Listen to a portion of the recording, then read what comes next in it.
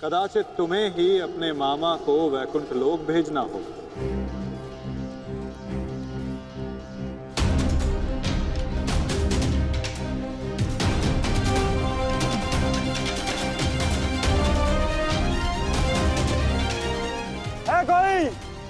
है कोई मेरे समक्ष? मैं आपकी चुनौती स्वीकारता हूं मामा श्री।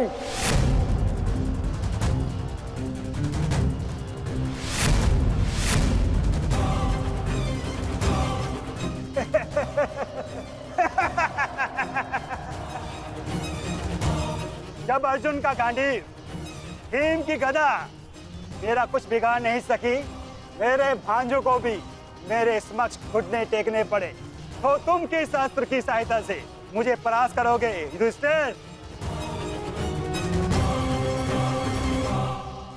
हो, कहीं तुम चौसर के खेल की चुनौती देने तो नहीं आए युधिष्ठिर? ओ, मैं तो भूल गया था, तुम जीत के लिए अस्त्र नहीं उठाते, अपने परिवार को दांव पे लगाते हो, दांव पर।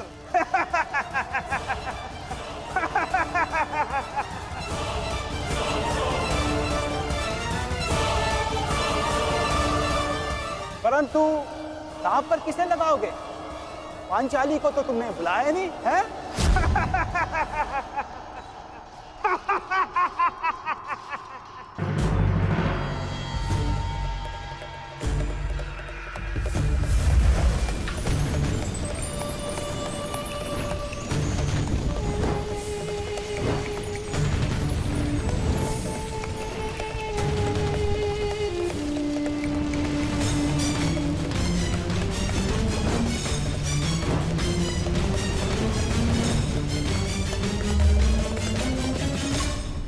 आओ भीम आओ।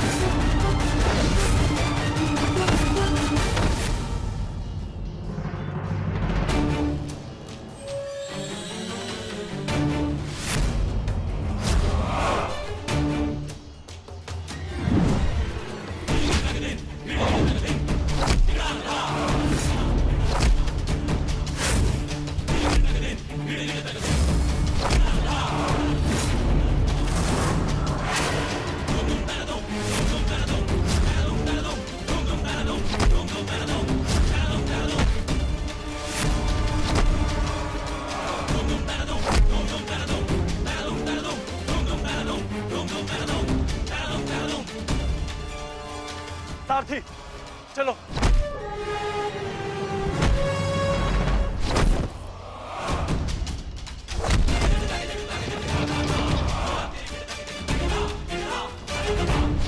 विश्वास नहीं होता मामा श्री कि आप हमारे शत्रु के साथ मिलकर हमें ही परास्त करने पे तुले हैं। आपसे सहायता मांगना हमारी सबसे बड़ी भूल थी, किंतु आपको परास्त कर हम अपनी भूल का पश्चाताप करेंगे। आइए मामा श्री, हमसे द्वंद्व कीजिए। जिसे कल मेरे महारथी ने छोड़ दिया था, मैं उन्हें मारना नहीं चाहता। जाओ, लौट जाओ। कर्ण ने तुम्हें क्षमा किया था, इसलिए मैं भी तुम्हें एक और अवसर देता हूँ। जाओ, लौट जाओ। अपनी ही बहन के अंश को नहीं मारना चाहता, इसलिए लौट जाओ। कहीं ऐसा तो नहीं कि आपको हमसे है लग रहा हो मामा श्री? है। शल्य को है।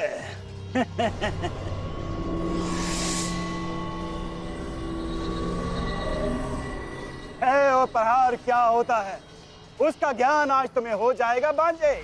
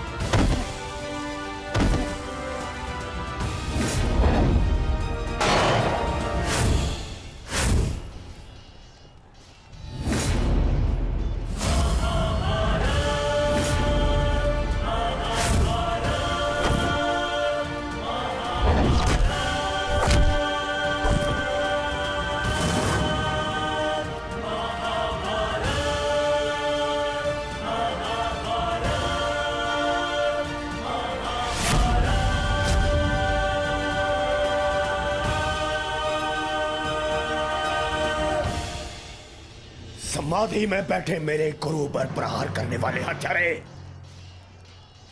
मैं तुम्हें इस गुरु पुत्र का बाल भी बाका नहीं होने दूंगा।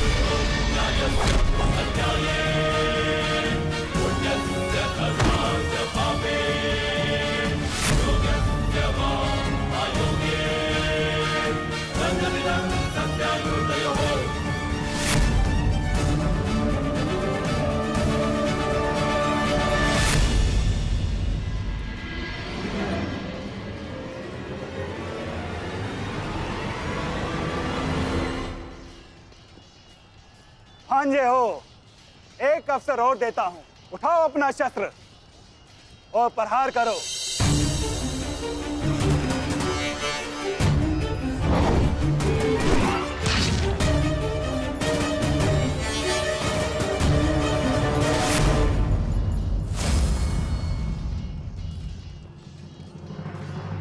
क्या हुआ? कोई पांडव सेना में ऐसा भी नहीं है जो मेरा सामना कर सके? या तो मुझसे युद्ध करो, अन्यथा अपनी पराजय स्वीकार करो। ये सब क्या हो रहा है माधव? मदरराज अचानक से इतने शक्तिशाली कैसे हो गए? क्या उन्हें परास्त करने का कोई उपाय नहीं? किसी भी शक्ति का तोड़ ढूंढने से पूर्व उस शक्ति को समझना अनिवार्य है पार्थ। है कोई मेरे समक्ष जो मुझसे युद्ध कर सके? मद्रराज की शक्ति उनके शत्रु के क्रोध में है पार्थ। उन्हें केवल वही परास्त कर सकता है जो अपने क्रोध को अपना अस्त्र बना सके,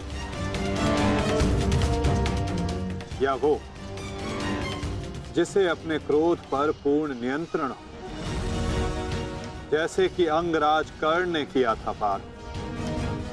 अपने क्रोध को अपना अस्त्र बनाकर उन्होंने शैल्य को पराजित किया था।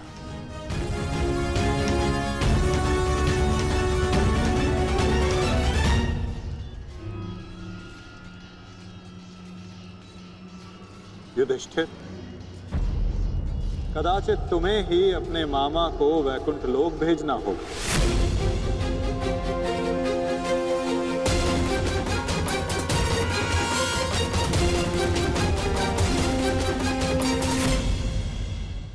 कदाचित तुम्हें ही अपने मामा को वैकुंठ लोक भेजना होगा।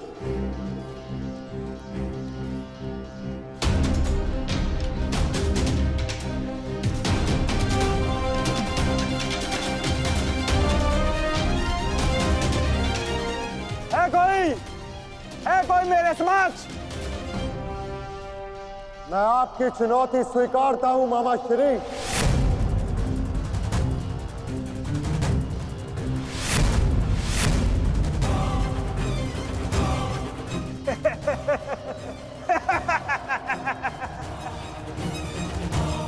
जब अर्जुन का गांडीव, भीम की गदा मेरा कुछ बिगाड़ नहीं सकी, मेरे भांजों को भी मेरे समक्ष घुटने टेकने पड़े, तो तुम किस अस्त्र की सहायता से मुझे परास्त करोगे युधिष्ठिर? हो, कहीं तुम चौसर के खेल की चुनौती देने तो नहीं आए युधिष्ठिर? ओ, मैं तो भूल गया था, तुम जीत के लिए अस्त्र नहीं उठाते, अपने परिवार को दांव पे लगाते हो, दांव पर।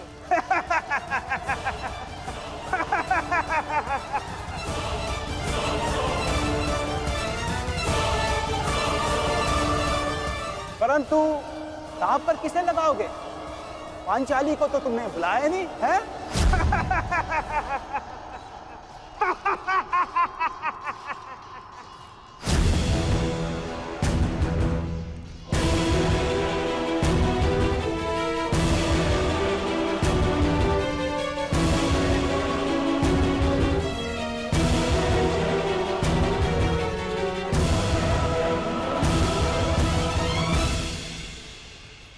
तो बताओ युधिष्ठिर, मेरे साथ चौसर खेलोगे या है तुम्हारे पास कोई अस्त्र मेरा सामना करने के लिए?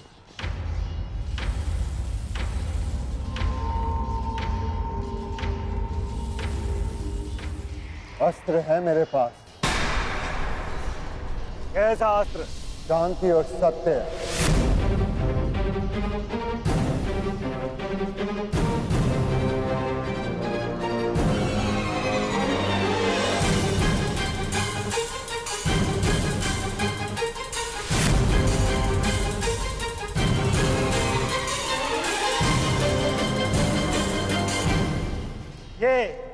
ये समस्त विनाश तुम्हारे कारण हुआ है। ये महाभारत तुम्हारी एक भूल के कारण हुआ है।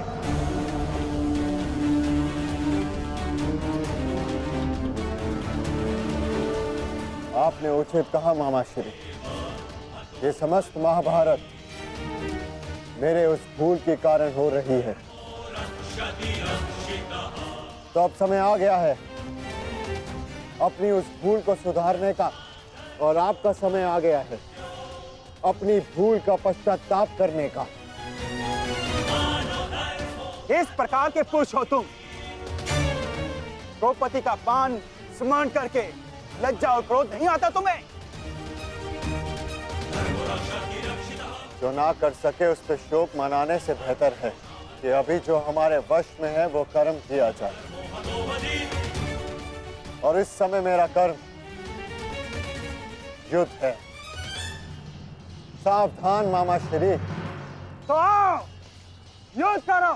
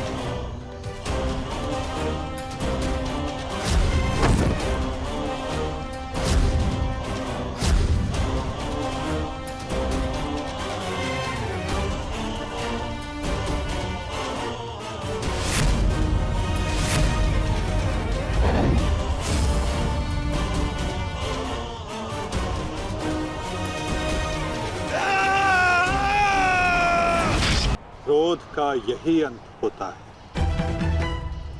मनुष्य का क्रोध मनुष्य को ही भस्म कर देता है।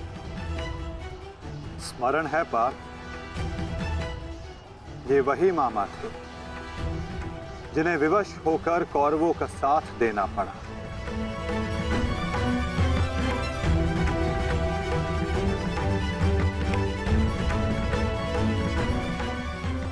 परंतु अभी भी एक मामा शेष हैं पार्थ, जिन्होंने संपूर्ण भारतवर्ष को इस महाभारत के चौसर पर आने को विवश कर दिया। क्या उन्हें अपने पापों का दंड नहीं मिलेगा?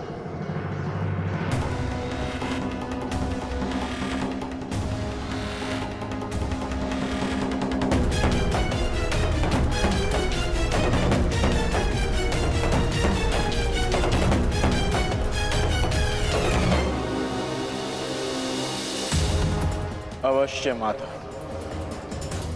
गांधार राज को दंड अवश्य मिलेगा।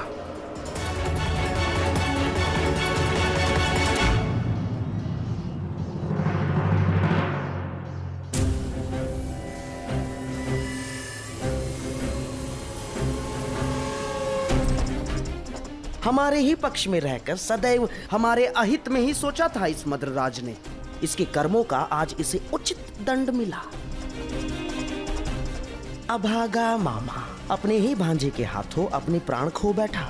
सत्य ही तो कहा है किसी ने, जीवन एक चौसर का खेल ही तो है, एक ही भूल और हमारे ही पासे हमें हार दिलवा देते हैं।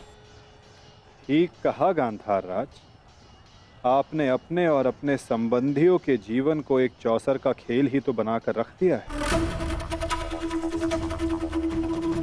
आपकी कुटिल नीति के कारण आज एक भाई दूसरे भाई के लहू का प्यासा हो गया है।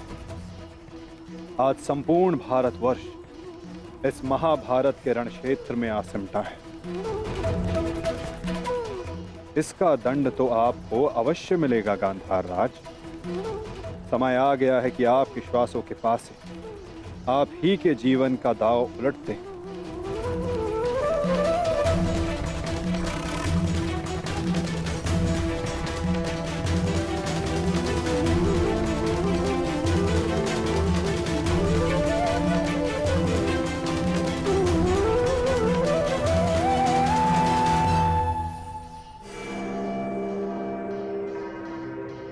मद्रराज,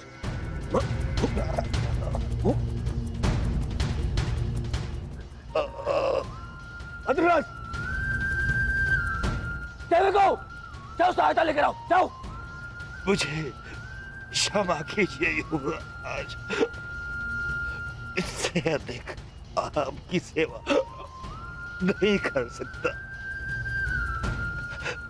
मेरा अंतिम समय आ गया है।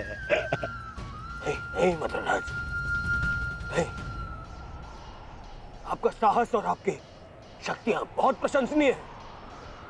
मेरी सहायता करके आपने अपना वचन पूर्ण किया।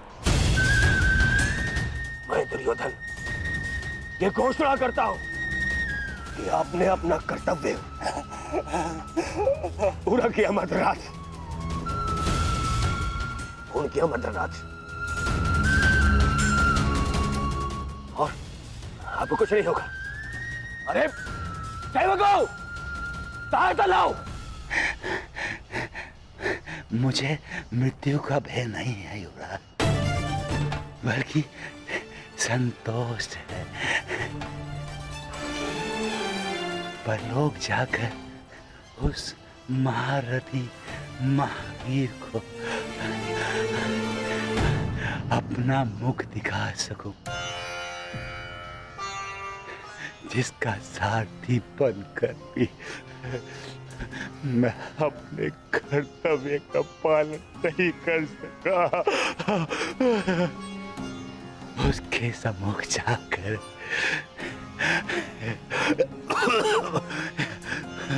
मैं कह सकूंगा कि उसका ये सारथी उसके परम मित्र के प्राणों की रक्षा करते करते अपने अपने प्राणों का बलिदान दे बैठा।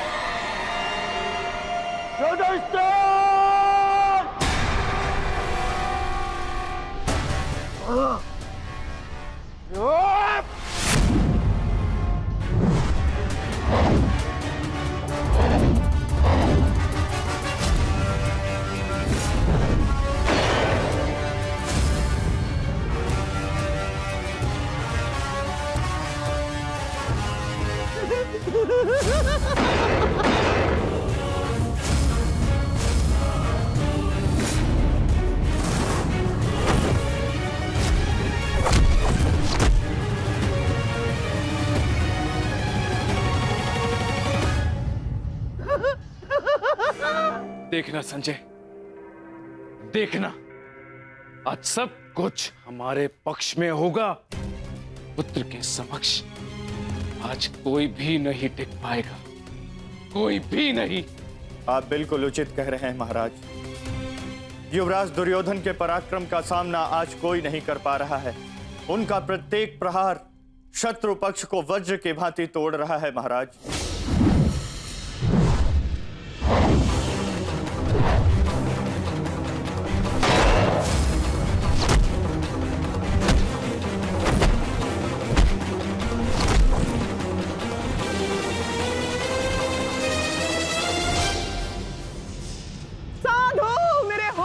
सम्राट, साधु।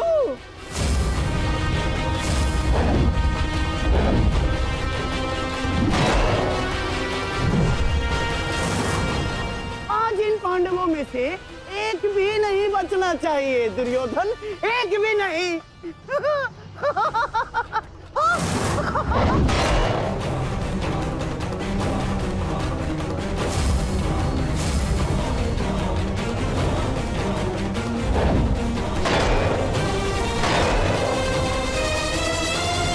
युवराज दुर्योधन के पराक्रम का सामना धर्मराज युधिष्ठिर भी नहीं कर पा रहे महाराज। ऐसा प्रतीत हो रहा है युवराज दुर्योधन धर्मराज युधिष्ठिर को आज इस संसार से विदा कर ही देंगे।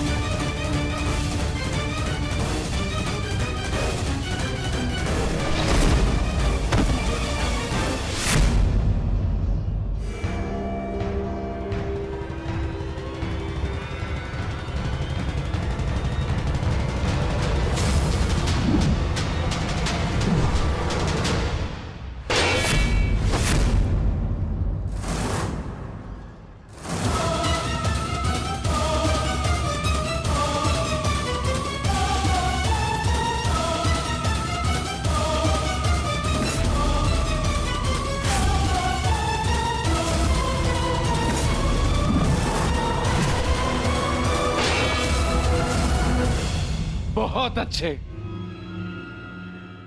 आज मेरा पुत्र मेरे 99 पुत्रों की मृत्यु का प्रतिकार लेगा।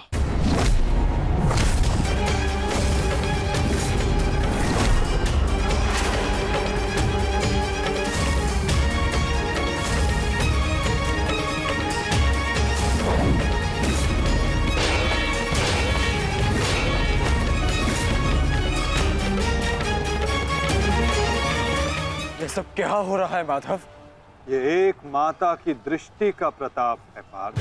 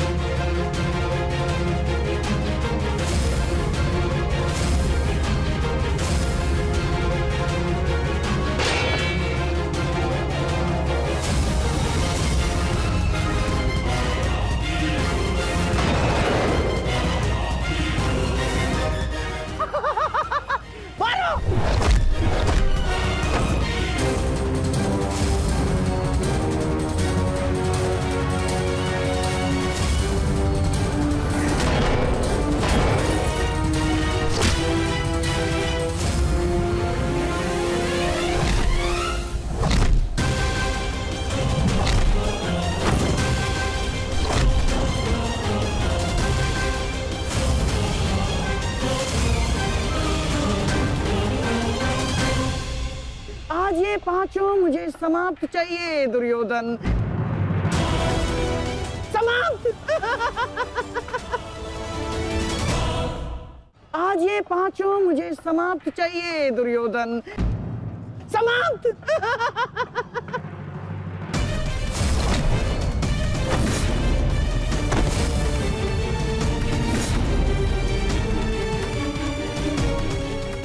आज दुर्योधन को बल से परास्त करना असंभव है पार्थ। तो फिर मैं क्या करूं माता? इस प्रकार मैं अपने भ्राताओं की दशा नहीं देख सकता। प्रयास करो पार्थ। दुर्योधन का शरीर भले ही वज्र हो, किंतु उसका मन तो वही है। लालच, काम, क्रोध से युक्त व्यक्ति शीघ्र अतिशीघ्र थक ही जाता है।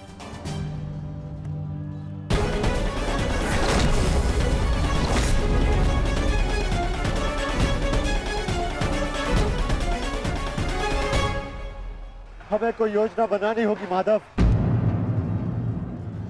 हमें दुर्योधन को रोकना होगा।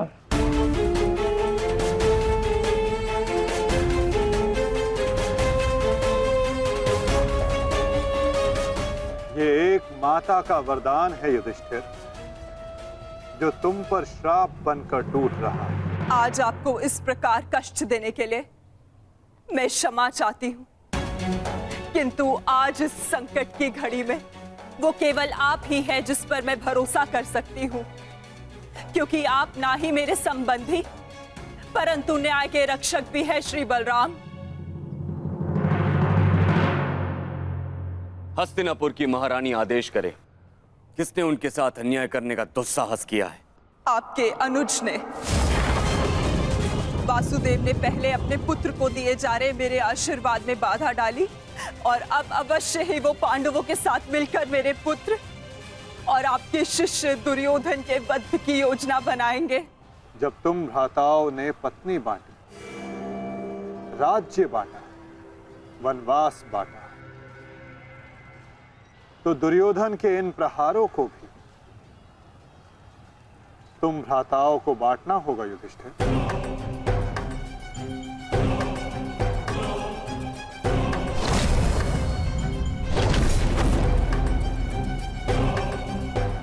हमें दुर्योधन के थकने की प्रतीक्षा करनी होगी,